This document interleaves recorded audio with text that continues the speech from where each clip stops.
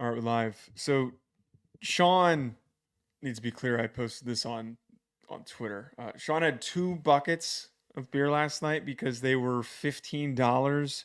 Didn't pay for one of them. That needs to be recognized that you didn't pay for one of them. And yes, I'm going to air you out. That's crazy. Well, I'm giving you.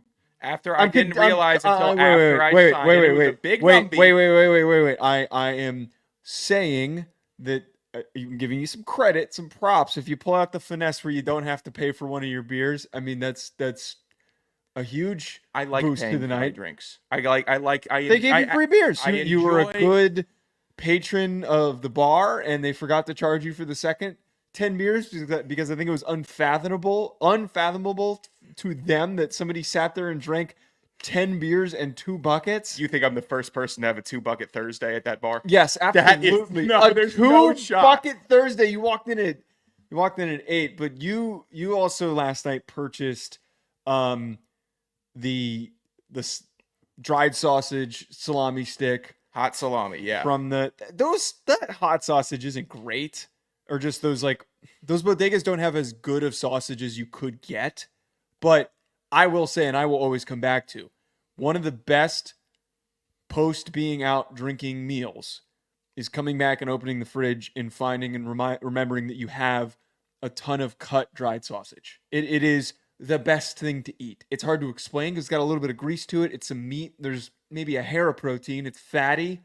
It is just one of the most satiating things. I don't understand why. It's not like you're eating some, crappy processed chips or you're eating something super fried. Yeah. Like if you got, I don't know, tenders or something from Dave's Hot, which is always just a horrible go-to, or you order Domino's and a bunch of pizza that you're going to regret. It's not that much calories. I'm glad that you're opening up your horizons and you're actually taking in the Italian culture in the area, and you're not admonishing it as much as in making fun of it as much as you were originally. As someone who is more Italian than you are. Okay. All right. Let's back that up a little bit there. I will have to note, Jesus I hate Christ. having to give you credit on this because I'm a fat sack of garbage. That you don't become a fat sack of garbage without eating a bunch. Mm-hmm. And a while ago, you said, hey, this is my favorite go-to post-drinking meal. Get back at my parents' house and just eat the salami and go crazy. And also, not to jump in, the full context of it there of I'd come back for the holidays when I was living in LA, or I would come back from college. And any Italian family, when you're on a weekend and you have like a big meal, you always have, the antipasto before, which is you cut up 3 different types of dried sausage. You get prosciutto. You've got 3 different types of cheeses that are cut up, like Romano, some sort type of just like a Gouda, so many different types of cheeses. So you don't eat all of that in the sitting before the meal. You kind of pick at it. There's a bunch of good olives and stuff too. Oh. That gets put into the fridge and it sits there for a few days. And so then you kind of get to come back to it at 12 o'clock at night on a Friday. And you're like, oh, look at this. There's all this pre-cut food that's not that many calories. And it's like the perfect thing to sit there and just be a dumb fat idiot watching, Seinfeld reruns. Were you in my room last night? Is that what you were watching? Yeah, I was watching Seinfeld. Do you pay for your own Netflix? Just no, I don't have Netflix. It was just obviously YouTube. We're just finding the clips. Oh my God. But I have to credit that. You said, hey, can we stop in? I need to get some water because you still refuse to drink from the sink for some reason. I'm never gonna drink. And you bought a water the size of an actual child. I've never seen this size of water bottle. It wasn't a gallon. No. Was that the one you got last night? Yeah, well, you were cradling it like an infant, which I really didn't like. Which is why these are so stupid. It is stupid, but I was scanning and then I saw all the big sticks of sausage. It wasn't just like 1 or 2. I saw they had like 6 different flavors. So I said, okay, I got to tap in and try it. And I just sat in my room and had the best time eating that stick of salami. Wait. Did you cut it? No. Just bit right into it. Oh my God. Oh my God. You can't buy one of those again. Are you kidding me? Why not? You sat there and just munched into it like a Yeah. like a hot dog? Holy shit! I held the bottom end in the plastic. and Oh my God! I would work through it. Yeah, it was a good night. I had a good time trying to give You you credit. can't live in New Jersey after you did that. We need to get rid of you. We need to deport you somewhere. Why would I slice it? Why would you eat it like that? Because I didn't want to use the knife. Oh my God! I had 2 buckets. Get out a cutting board and cut it. It takes 5 minutes, 2 minutes to sit there and cut it. That is a crime against Italian Americans. Hey, baby teeth. Just because you can't bite into Don't the thickest throw stuff hurtful comments. Don't throw I got hurtful grown comments. man strong teeth. I got good chompers. I can could go bite right down through on the salami. no. That it. The biggest problem is it completely takes away from it. It's not nearly as good when you're just eating it like a monster. I would beg to differ. It was delicious. Oh just chomping on that thing. God! Have you ever had dried sausage before that? Yes. And you thought that this is an appropriate thing to do to eat into I've it had like the nice that? slice. Obviously, when I go home and if my mom is making a charcuterie board and all the salami and all the sausage and the pepperonis on it, it's sliced up real nice. I'm not going and doing that. I don't know why I hate when you say pepperoni and salami. I don't know why. It just makes me mad. That's fine. Get angry then. But I have had it in the sliced form and it's just fine. It was dandy. But at that point in the evening, I didn't have the patience to go not slicing it up all fancy like. I just chopped down on it like a grown man. There are certain foods that to each their own on how they consume it. Like pizza. Yeah. Pizza's a perfect example. You can eat it straight up. Some people fold it. You eat it with a fork and knife. Shut up. I was gonna say some people eat it with a fork and knife, but I don't do that. But I don't think it's a little questionable. But you doing that is just so wildly inappropriate. It makes me so upset. It's just like how you dump hot sauce on pasta, which is completely. I want a little kick. Then get a hot tomato sauce. You don't dump Frank's Red Hot or Cholula sauce in the pasta. Tomato sauce isn't spicy. Your disrespect to the Italian culture will not go unrecognized, and I'm not gonna. Oh, CB, that is a long way to go, right there, brother. Yeah, I bet they are. You're a crazy. I No, bet I they do not are. put ketchup on my steak. Sean's a well done steak kind of guy. Whoa, you cannot say that. Why can't I? Because I do not eat my steaks well done. Wait, how do you order your steaks? Medium rare, preferably a New York strip or a ribeye. Yeah, Jamie gets it. You get an arrabbiata sauce. There's plenty of other types of hot tomato sauces you get. All right, we're not gonna harp on this too long. I was trying to give you credit, and you started harping on me. Heartbeat. Because that's insane that you sat there and ate that like that. That's the most meathead, dumbass thing to do, to sit there and just. You know what? Maybe you just like sticking things in that are that shape in your mouth. Maybe that's what it really is. You're like, oh, this is gonna get me through my 10-bucket night. It did. It was delicious. It was fatty. It was spicy. It was great. Also, just before we hit the open, thanks Jamie for recognizing this. I think that the noon show is the best option because we were trying to figure out like what's the right pocket. I think we did 10:30 last week and it was too early, or like 11 last week and it was too early. So we're gonna try to do these. There's gonna be like 2 weeks maybe that we don't do these on a Friday, but the mailbag and then just any ancillary sports thoughts that come up, we're gonna do these every Friday, trying to do them at noon. We're gonna hit the break. When we come back, we're gonna talk about Baltimore losing to the Kansas City Chiefs. We're going to get to the mailbag questions and then just a couple of other silly things. We'll be right back. Talk to you folks in a second. And now back to your regular programming. If you speak better to yourself. You showed up for like probably the dumbest conversation we've ever had on this show. Let's have that smile again. Tell me how that happens. Physically should not happen. Relax. If you say it Give me as well. 3 times a day, God will line it up. He's just an absolute hack, and he gets his ass kicked by the teammates every week. It's just terrible. All right, welcome back to Hack City. Joe DeLeone, Sean Anderson, 2 former college football players from the University of Rhode Island. As I said, we're going to share our thoughts from the kickoff game for the NFL between the Ravens and the Chiefs, and then we've got some fantastic mailbag questions. If you want to send in a mailbag, be on the lookout for our Twitter posts, and then also, Sean, the Hack Bag voicemail. Do you have the phone number so that we could promo that really quickly? That is a quick jump to it. But of course I have the phone number. Okay, good. All Of course right. I Can do. you tell folks where they can leave a voicemail, and we're gonna play the voicemails on the show for the hack bag if you want to send in a fun question Yeah, and we're- actually maybe have some animation into the question and not us reading it. Yeah, our number 201-834-4308. One more time for the folks in the back. 201-834-4308. That's the voicemail line. It's going to ring. You're going to hear a prompt. You're going to hear my voice, and then you're going to leave your Explaining voicemail. how voicemail works. That's how it works, man. You don't have a lot of faith in our listeners that they can figure that one out. No, I do not.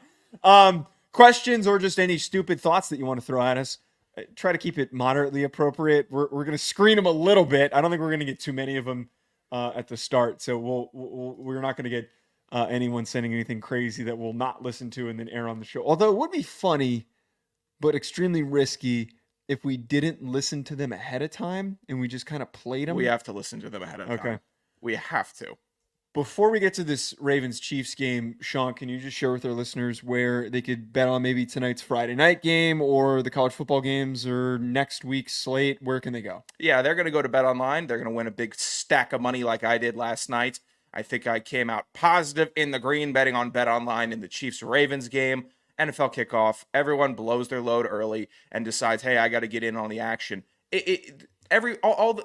Everyone was gambling. It's the most fun part to be a part of the game if you're not on the field. By the way, we found the bar in Hoboken where everyone was loudly, outwardly gambling. There was a loud fuck in the middle of the game. There was come on, Isaiah. Come on, Isaiah. Yeah, there was some just really big dumpy guy who was just like dancing in his seat. He was sweating it out. Yeah, because he needed an Isaiah Likely touchdown, which he got. Which is just fun to see. Yeah. So if you want to get a part of the action, get in on the fun, have some bets down at the bar, at home. Makes you feel like you're at the game. Bet Online. They got every stat, every matchup, even live odds and spreads to bet on during every single matchup. Head to the website today to get in on the action. Bet Online. The game starts here. The Ravens fell to the Kansas City Chiefs last night for the NFL season kickoff. It literally comes down to millimeters as Isaiah Likely had what would have been the game-tying touchdown at the end of the game. His foot was just barely out. Not going to waste our time talking about that, but 27-20, the Chiefs do it again. They're flashing all over the place. We're going to talk about this Chiefs offense in a second, but Sean, I got to bring up, man, like we need to be even keeled about reacting to Lamar Jackson. He had a great game, 122 yards, 16 carries, and he threw on 41 passing attempts, 273 yards, and a touchdown. I think that you wrote this down. We're starting to see like the subtle improvements of where like Lamar Jackson is entering into this world where if things around him aren't working, he's going to transform that goddamn offense. Yeah. But what was like really weird to me, there's conversations happening on Twitter. I was listening to First Take this morning, and one of the hosts was like trying to make this argument that Lamar didn't play well, as if he wasn't impactful enough as a passer. And I always have to bring this up of like, can we please use our eyeballs? Like, can we use our eyeballs and read into things that are outside of what is in front of our face? Use our vision to expand our opinions, okay? Instead of sitting there going, yeah, Lamar was holding on to the ball a bit and couldn't find his receivers. Oh, he needs to be more decisive and make those throws. That was what the argument was, which is so stupid. Instead, let's pay attention to the fact that Steve Spagnuolo had an insanely well-called defense where he said, all right, Lamar, go ahead, rush for 122 yards. We're going to load up the box. You're not going to have success running the ball with your running backs.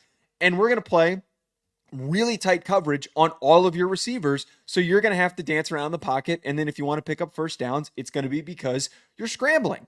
That was just a really well-called defense. I think that the only takeaway that you can have on Lamar Jackson is that the guy is impossible to corral. They just had a tough defensive matchup. Yeah. It doesn't help Baltimore that Chris Jones, probably one of the best defensive linemen in the league, interior or exterior, just victimized Falele all game. I don't know why he's starting. I have no idea. He is not a good guard, man. He's just not fast so enough. top heavy. Just Chris Jones was always in the mix, which is a matchup nightmare. And Kansas City, go ahead, use your matchup nightmares. I was impressed with Lamar last night. Saw a lot of really good things from him. The design quarterback runs were beautiful when he decided, hey, he wasn't forcing the ball. And that's where people get tripped up is I think they want quarterbacks to be strictly passing quarterbacks and force the ball into these windows, because I can't make sense of how you could complain about seeing tight man coverage everywhere with spies and lurks and not want Lamar Jackson to run through the middle for a first down when he easily can. And he did that multiple times. His decision making in the pocket was spectacular last night. Yes. And the Chiefs have a great scheme. They have a great defensive coordinator and a good defense. Well, I didn't want much more from Lamar. I wanted more from the running game. I wanted better play calling on short yardage plays, 4th and 3, throwing an out route with either Lamar with the ability to run it or Derrick Henry in the backfield. Yeah, one of those two over a throw to the flat in your own territory. Well, so that's where, like, if we're going to start to worry a little bit about what the Ravens have going on, and I think that one thing was solidified for me. I know this is so reactionary after 1 week, but this is what we're in the business of doing. What was so clear to me is that these are the two best teams in the AFC. I think that we're on a trajectory that they're going to play at some point late in the playoffs, not early in the playoffs, late in the playoffs, whether it is in the divisional round or if it's in the AFC Championship game again. We were reaffirmed that these are the two most premier teams, and one of them outdueled the other. But where the concern comes for the Ravens that needs to be a focal point for them offensively is they have to establish the run better. I know that Lamar Jackson had a phenomenal game and he rushed for over 120 yards.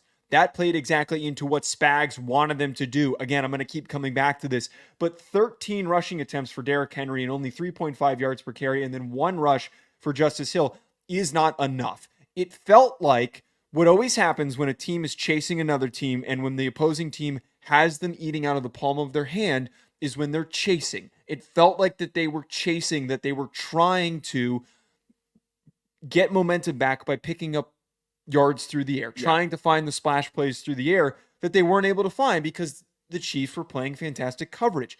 Do what you do best. You have a 250-pound running back that I hate that they're trying to get him, running him out of the gun so much because that's not his bread and butter. Run the pistol formations that they had at one point. Get under center even though it's not. Give the big man a running start. Yes, give him a running start. Try to grind out an opposing defensive line in order to create success later in the game. I didn't like that. I don't understand where this abandonment was, why they just said 13 carries is enough for Derrick Henry, and you've got a pretty good running back room. Yeah. They brought in, oh my God, why am I blanking on the kid's name, that the kid that they drafted out of Marshall that's really good. They have a good running back room. They have a very good running back room, and they don't need to just turn to Derrick Henry. They have a diverse, extremely diverse running back room that allows for them to rely on different players. Justice Hill is a very different player than Derrick Henry. Are you referring to John Kelly Jr.? No, it's not John Kelly Jr. Okay, well then, unless you're referring to Keaton Mitchell, who is out, there's not a Marshall running back on their depth chart. He may be on the practice squad. Oh, he must not have made the That's team. where your head is at. But they have a fine running back room. They can mix up their looks. And Derrick Henry, all of his best running plays, go ahead, watch his highlights. There's plenty of compilations on YouTube. Rasheen Ali's hurt. I forgot that he got hurt during the Senior Bowl. Check out his highlights. All of his longest runs, his most dominant runs, come with a little bit of steam before he touches the ball or before he makes contact with a defender. Starting him up 4 yards in the backfield with a flat start, running in the inside is crazy to me. Yeah. If you don't have that initial fast twitch burst, which he doesn't anymore, he's got strong burst. He's a strider. That's what he's always been. If you want to get him on the outside, give him a pitch and let him get out there. Don't do stagnant inside zone with Derrick Henry and expect it to work the way that it would with Nick Chubb. He's a different type of running back. So that type of little minutia in the scheme needs to get tweaked up. Other than that, I thought Baltimore played fine. I think they will meet again. Isaiah Likely is a crazy person for taking shots at the Chiefs after losing. And then did you hear him yell at the fans when Yeah, he was walking out? That's all. I love it when players yell at fans. That shit gets me going. You know what? I kind of like it also because I know we've both yelled at fans before. Yeah. But Likely's comments after the game, this is probably the worst game we're going to play all year. If this is the best they got, then, good luck in the postseason. Are you calling your shot right now? Yeah, against I don't. the back-to-back champion I don't. Chiefs? And Likely had a great game. 9 catches, 111 yards. and almost the game tying touchdown. Great game. I'm sure you were juiced up and you really wanted that one. You came into your own. There's a lot of Mark Andrews slander on Twitter because he didn't do dick in this game. So I understand why he was a little bit more passionate about that game at the end of it. But this is not the time. Yeah, don't call your shot in week to one. start Don't be giving that guy. the Kansas City Chiefs bulletin board material. Why would you dare do that? Nobody's siding with the Chiefs. No, this year. We're just not. I don't know anybody that is. Well, I was rooting for the Chiefs. People like Mahomes, people like, some players on the team. But I'm not walking around seeing a bunch of Chiefs glazing anymore. It's more. You're going to get a lot of Chiefs glazing for me this year. Okay. I don't have a good football team to root for, so I root for the best one. Yeah, you're a Giants fan. Aren't they good? Shut up. But yeah, likely giving them material to build off of.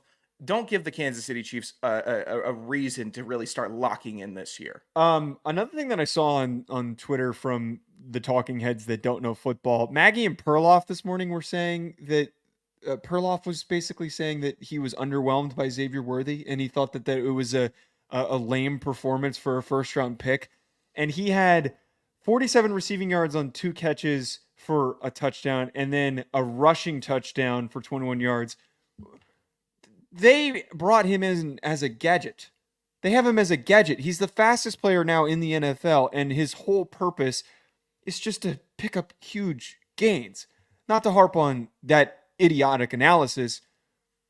We got to keep coming back to here that the Chiefs offense, it's got more juice than it did last year. Like, that was something that was inconsistent for them. But man, no one's shocked to say that Xavier Worthy added juice to this team, but they're going to be able to press defenses in ways that so few offenses in the NFL, in the history of the NFL, have been able to. Worthy's the 5th receiver to catch a touchdown of 30-plus yards and run for a score of 20-plus yards in the same game.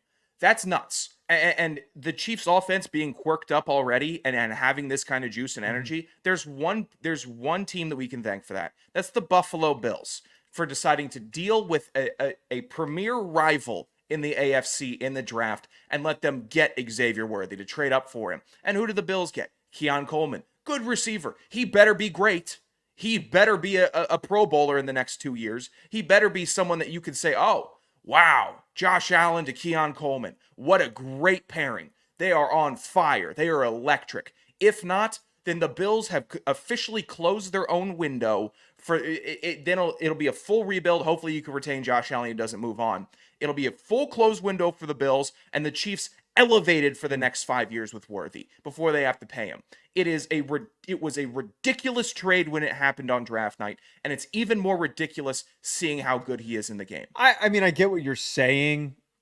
Xavier Worthy would not have fit the play style that the Bills have. So, like, are we just crapping on them because the Chiefs had the best offer at the time? I'm just crapping for on them the for trade back. Dealing with the Chiefs.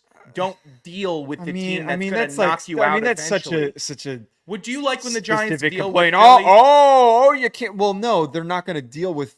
They did deal with. Well, I mean, they kind of dealt with Philly. Are you happy that Saquon Barkley is left now to go to Philly, but the Bills and the Chiefs are not in the same division. Are they in a way rivals because they're competing for the top of the AFC? They also probably didn't really know who was getting picked at that spot. So I hate doing the bit of like, oh, why would you help the Chiefs? Why would you? I don't think anybody was going to take Xavier Worthy that early except for the Chiefs. There was just general overall, I don't want to say fear, but there were concerns as him as a prospect working on other teams because he's the type of guy that is not great through contact.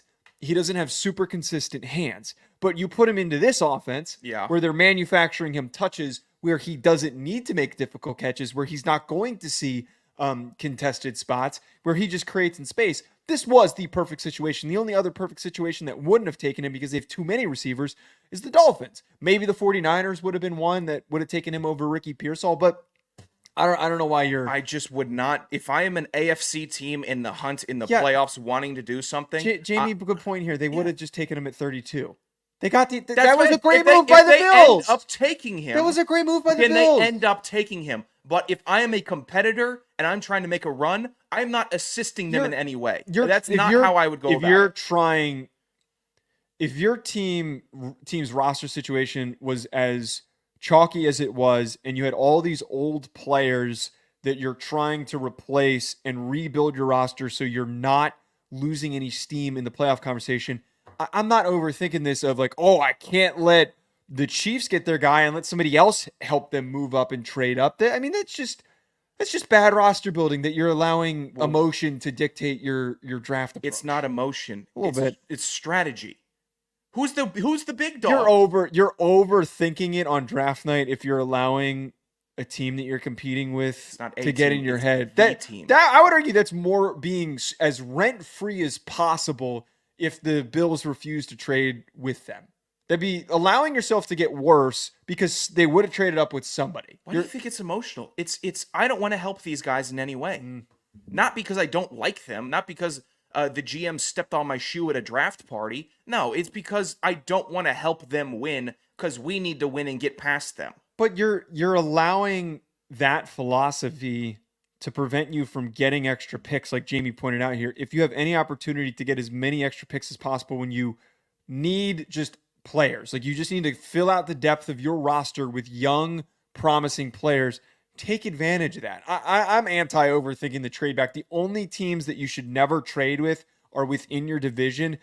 And the Eagles and the Cowboys are like the most recent one that I can think of that did it to an annoying degree because now the Cowboys have Micah Parsons and the Eagles have Devontae Smith. The whole illegal formation thing with the tackles that kept getting called with the Ravens. I don't think a lot of people truly understand this. I think a lot of people are like, "Oh, that's ticky-tack." You want to educate them real quick? I mean, it is. I don't know it is ticky-tack, but I don't know the exact like word of the law that they go off of because I know there's something to do with like where your helmet is lined up and some people were trying to make the argument of like, look where the Chiefs tackles' feet were. They were also in the backfield. That's not what you're looking for. You're trying to be parallel with the guard. Yes. All right. There's a little bit of wiggle room. It's the NFL. You can have a couple inches here or there. It's the NFL. People there's some big dudes and they try to scheme it with their helmet, but it's center up, guard back, tackle back, parallel. That's how it should be. And the tackles have been getting away with some stuff in the last couple They're of lining years. They're lining up in the backfield way like deep, offset tight ends would. Yes, like way too deep. Yeah. And the tackles having to help themselves by jumping the play call, the snap count themselves, where it's how is that not offsides? So I think the NFL had to crack down on one of the two of them. I'm shocked by this commentary because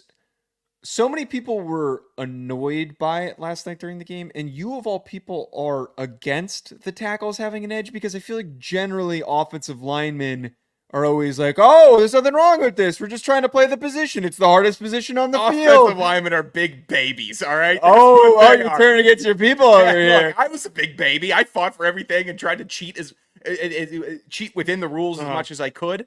But look, there's rules to football, and there's things that you just need to adhere to, okay? You have to be on the line of scrimmage. You can't create confusion in the front five. Also, just line up close. Now all these big, quick-footed tackles are saying, I'll get back. You can't get past me. Look how quick I move. Look how good my back is. I'm everywhere. You can't get near me. But if you're in that phone booth, that's where these guys get beat. And they don't want to be in the phone booth like that anymore because the defensive ends are super strong. So I just think that it's a goofy rule or a goofy try to work around of getting into a set, getting into a stance, and trying to get an edge there. Just work in a jump set every now and then. Just try to get a little more technical with it. It's a little bit of a lazier edge to try to get the edge. It doesn't feel like it's fully thought out to try to just sit back there in the backfield. Also, if it's going to create more flags in the game, don't do it. I hate the penalty flags. I hate seeing laundry on the field. I also don't think linemen should be getting more penalties other than a false start once a season or a holding penalty a couple times a year. If you're getting illegal formation from the offensive line, can't happen. These are the guys that need to just stay locked in up front. Before we move on to the next topic away from this game, also smart comment there by Jamie. I'd love to point out all the freaking idiots who were texting us yesterday about the dog shit in a cup thing that you promised to eat if we had 1,000 viewers. We had so many people that were like, oh, I'm going to get 1,000. Oh, I'm texting all my boys. We're going to get so many people in there.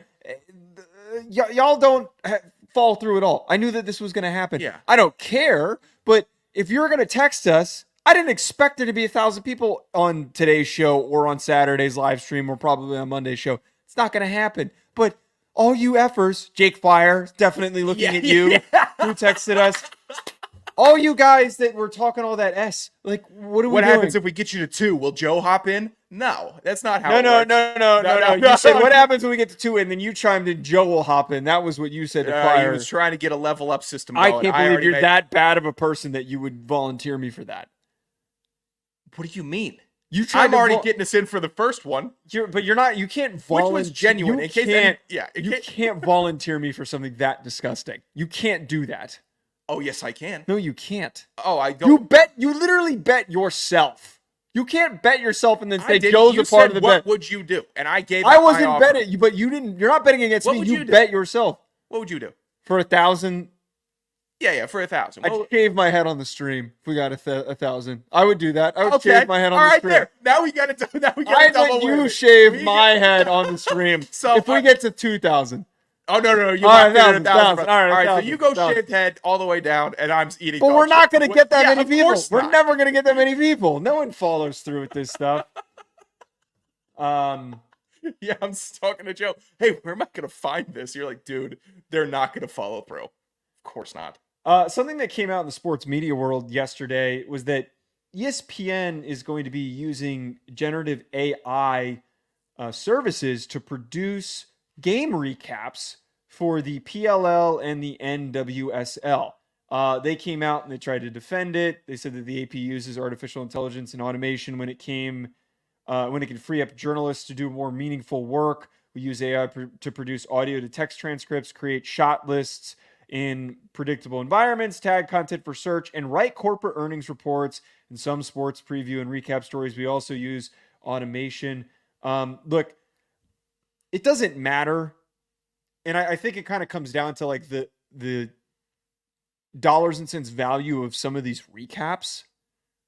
Someone brought up a really good point with this. It would be less insulting to not provide coverage for the PLL and the NWSL. It would be way cheaper for them to do that. Instead of going to generative AI, which makes a ton of mistakes. It literally made a mistake in the demo that was presented by this. It had the records wrong for the two teams, and it was as rudimentary, simple language as it could have been. It's not like this was something that was eloquently written by a robot. No, it was just dumbed down high school freshman language in this recap written by an AI model. Yeah. If you're going to go down this route, why wouldn't you just outsource it? There's plenty of guys out there that have blogs that cover the PLL, that have blogs that cover the NWSL. And if you want to cut costs, those people will be more than happy to get exposure if you paid them little money in order to aggregate their content. I don't understand why this was thought even to be a good idea. It is the only industry that should never have any cross between AI and it's too personal. It's too personal with the fan, the writer, the sport itself. It makes no sense. If you want what carries sports on, Joe? What is the reason they're so popular?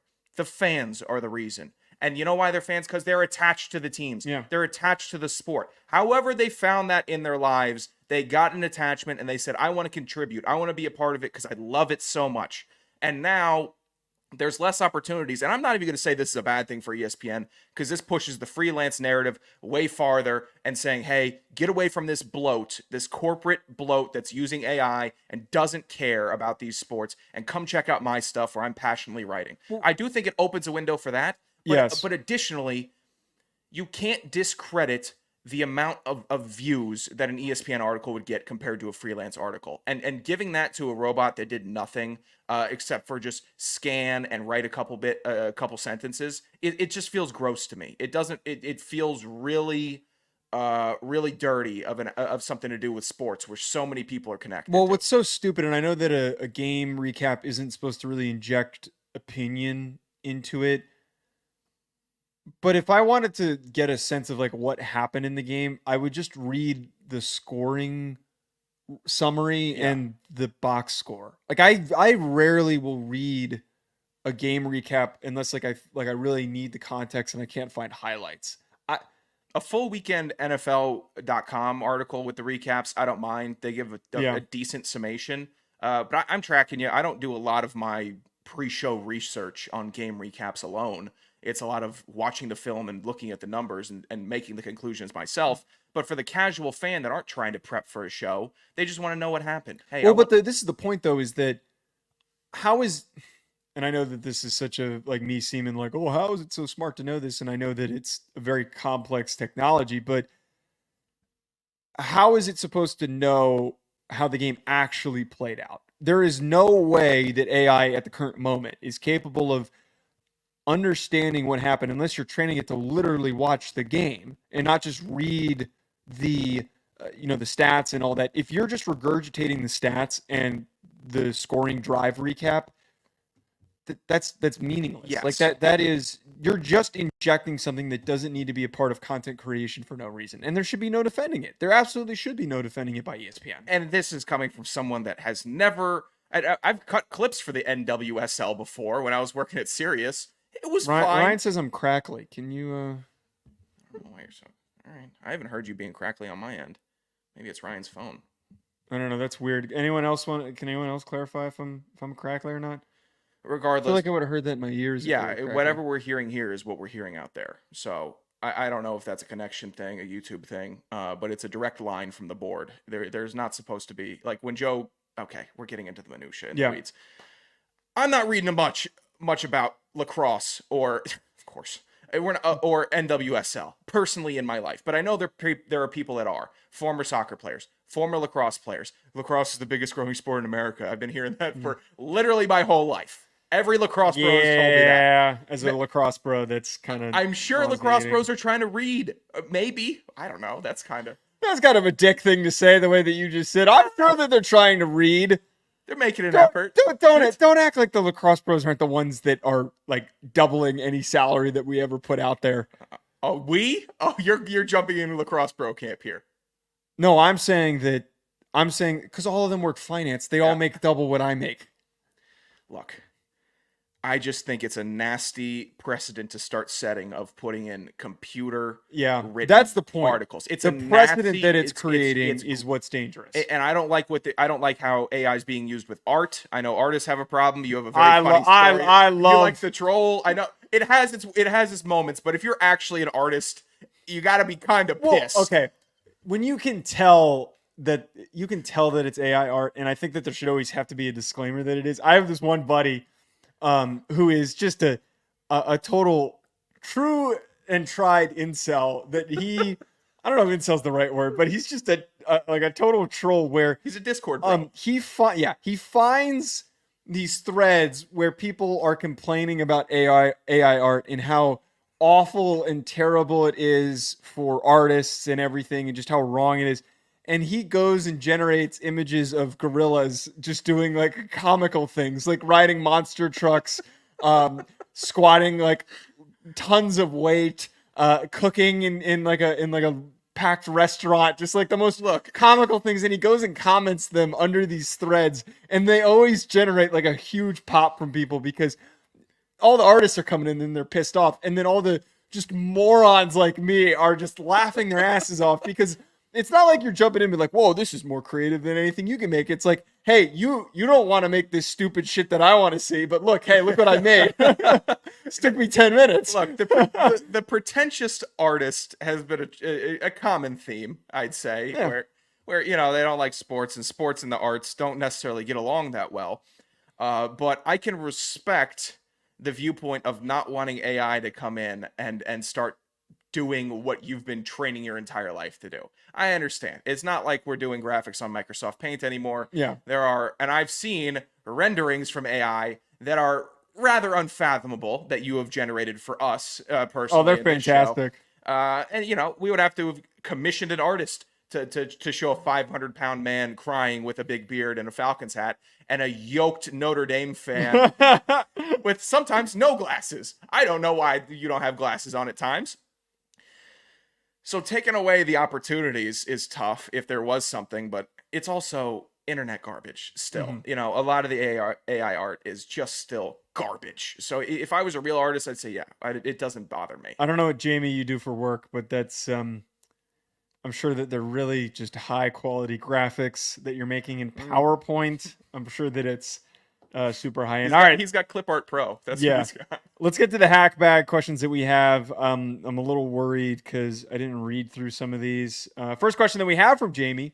If you had to choose to eat a bowl of dog shit like the FSU fam or being buried alive for 24 hours in a coffin with oxygen, of course, what would you choose? That is unbelievably frightening, being stuck in a tight confined space. I'm not necessarily claustrophobic, but I felt claustrophobic before, where just suddenly you're like, oh, this is way too packed. This is way too close. There's no way that I would survive that. I would rather risk eating the dog ass. Yeah, it would be the dog shit for sure. As someone who's actually been spelunking down in a cave in very tight spaces, I enjoyed it when I could fit in the cave. Now, at my current stature, I'm not going in a coffin. I can't move. It'll be hot. I'm glad I'd be able to breathe.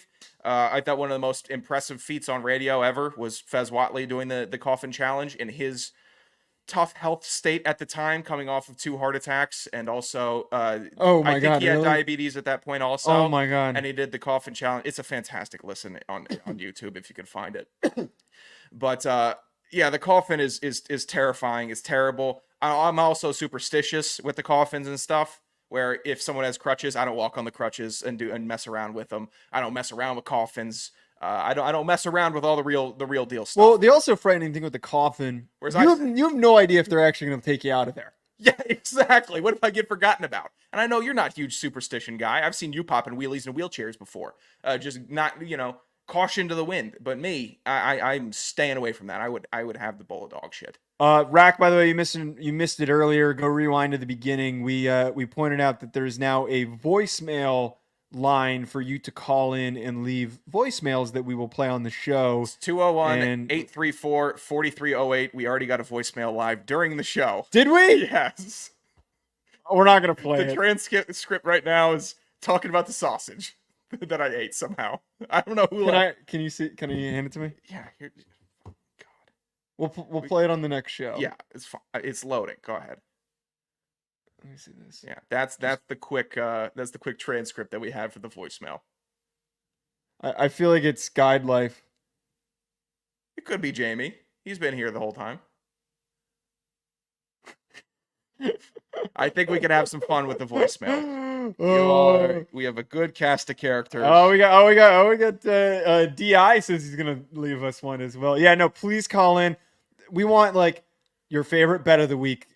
One of the things that I want to start doing, I think if we start to have success with this, one of the ideas that I pitched is give us your insane bet of the week and we will pitch you why you should take it. Just the worst terrible idea that you want to place. Yeah, we're going to find a way to talk you into doing it. That's what we want to do.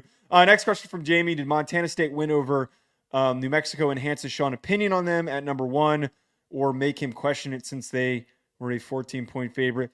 And Sean always looks for any way to just reaffirm his opinion. He's never looking for new information. So I think it just kind of supported what he thought going into it. That was a lateral move for Montana State because they were favorites. They were the better team than New Mexico. They had opportunities early on. They had to get settled in.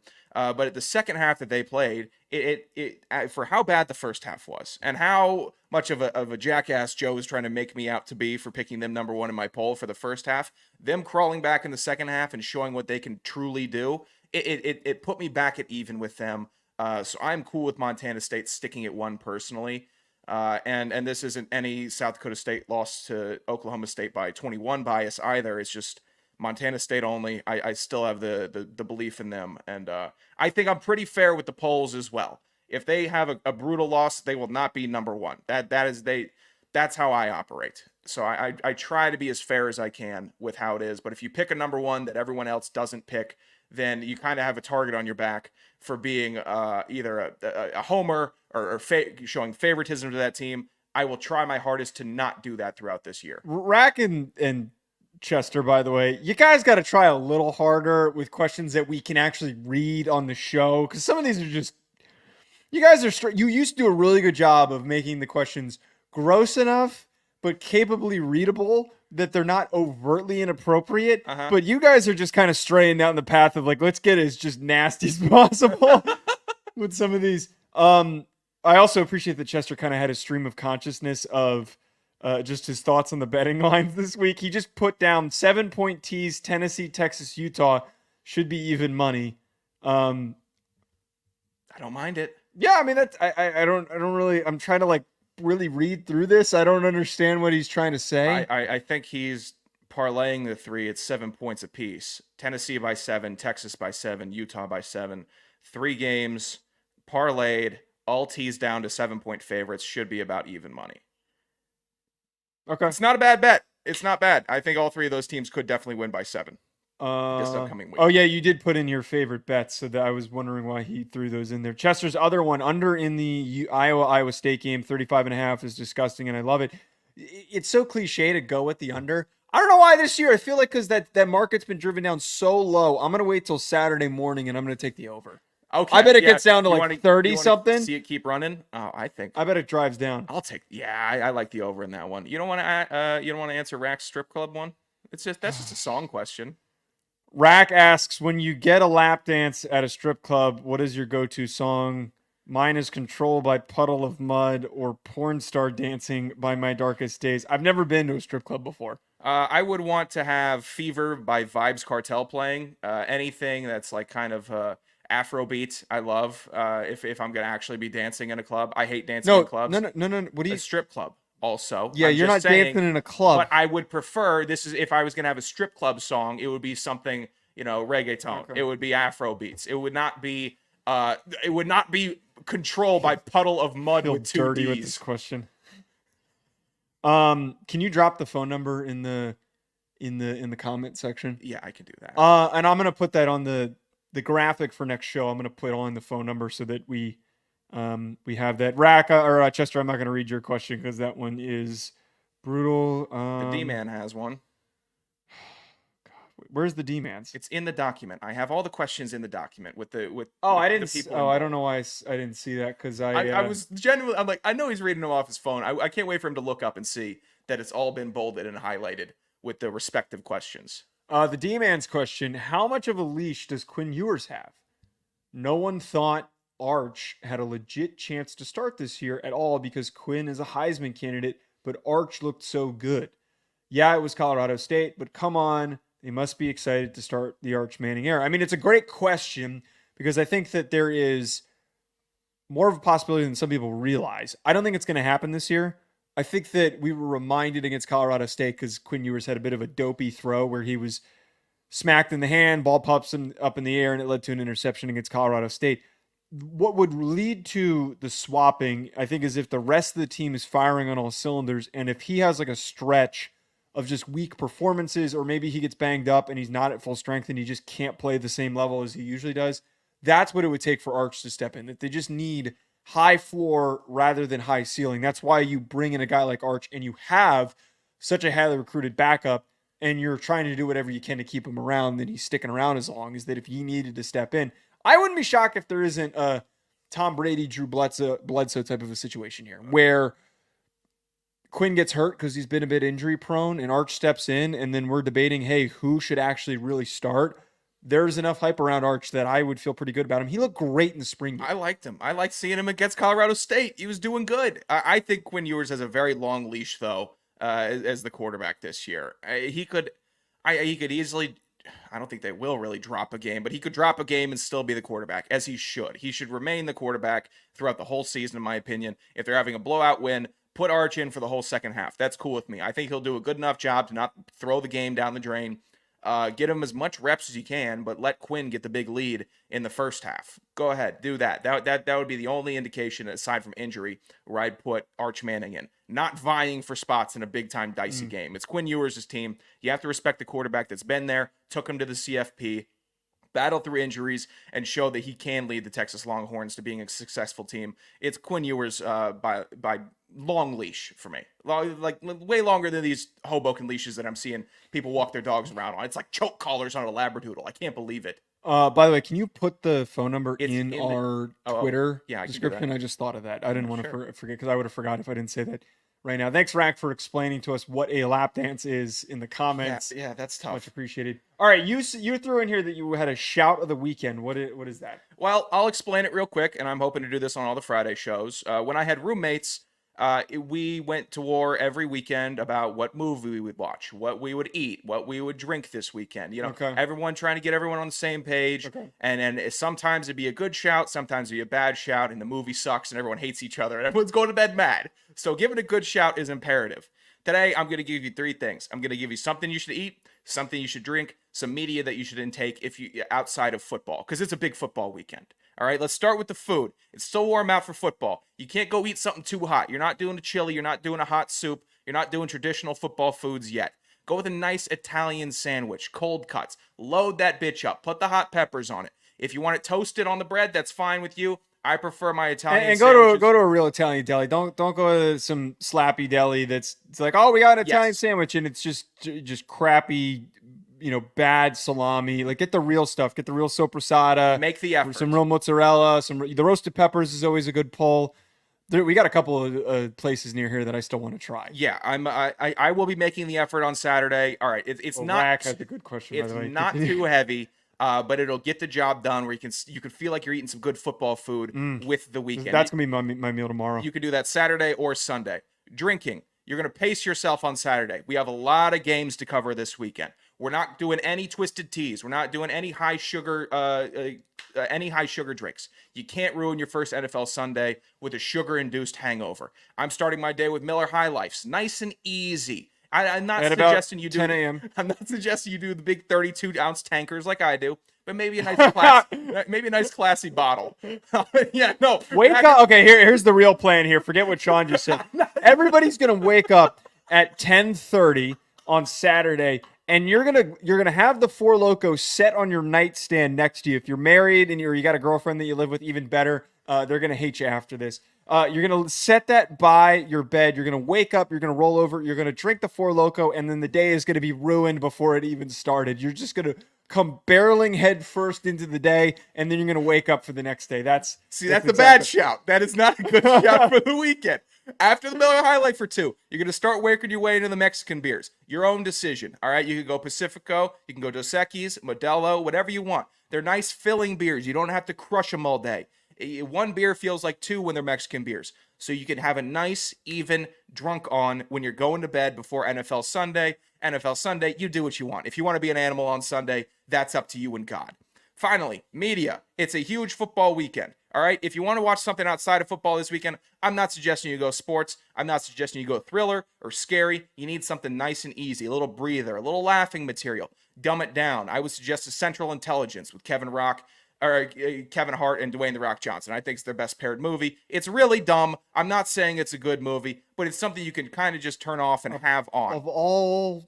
Additionally, if you don't want something that dumb, Burn After Reading. Take that for a ride. Have a good time with Brad Pitt and Malkovich just losing their minds the entire game. They're both great low-stakes options that you can just flip on and enjoy if you're feeling a little burnt out from watching ball. I don't know how you could, but that's what I would go for. Before we get out of here, Rack. Oh no, wait, no, that's not what I was going for. He wants to get an update on your love life. DOA. Dead on arrival. Dead on arrival. Sean, I've confronted Sean about this a number of times because I've said, why aren't you getting after it on Hinge? And he claims because he didn't work out for a few months that you needed to get back into it, which is fine. Like, you need your confidence. You need to have your confidence. I'm such once I start like actually feeling a little bit of juice when I look at myself in the mirror instead of why am I even alive still, then we'll start getting back after it. But less 10 bucket Thursdays, more more getting up and getting a run in on Friday morning. Don't worry about it, Ryan. Ryan, how do you not know what Hinge is? Ryan, you're not that old. Right, Ryan is 6 years older than us? Who's he? I thought he was 10 years older than us. Oh, you're a dick. Really? You thought that he's not that much older than us?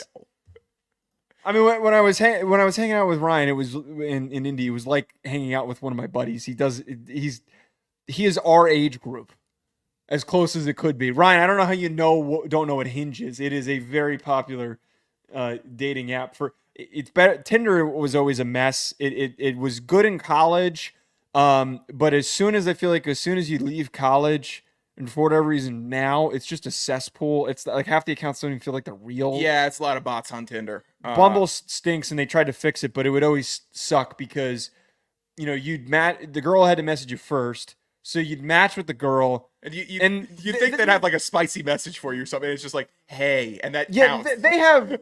My whole takeaway from that was like none of them have any juice. None of them have any riz or any like ability to like. It's not Like a guy has to have a good opener, but good they're all line. so freaking lazy that they would hit you with hey, and you would say hey back, and if you didn't come back with something that caught their attention, they wouldn't respond. It just defeats the purpose of you having the ability to send the first message. It's like you're just.